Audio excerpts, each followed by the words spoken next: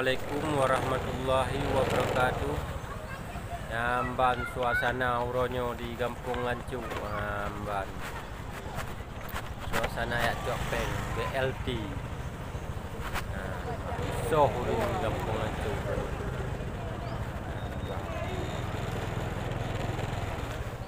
Di Masjid Kampung Lancu. Tuha muda ya Cokpeng uronyo.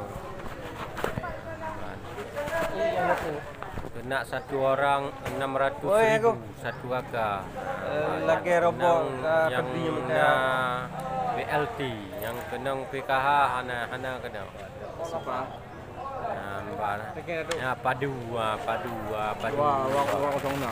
Pai dohami. Pak Salsuwira.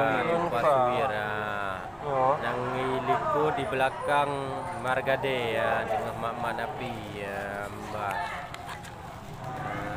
Dan Pak Suwira. Oh iya. Penitia sang Uban. Tahu. Mendahara Cokpeng ya, Mbak. Mak Jali ya rame ya, Mbak. Kajulah yang menandung Kayak Berikilah saat bisa kena bak kedai pasti ya. Kah lek beliau buka. Kah lek beliau ya tim dia. Semoga yang kena peng BLT semoga wujud ke bermanfaatkan di bulan suci Ramadan ya.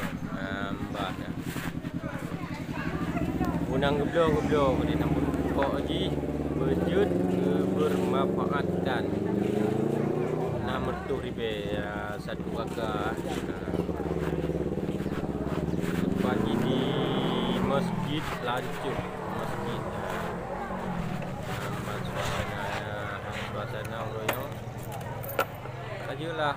Terima kasih, jangan lupa like dan subscribe, jangan lupa lagi komen di bawah.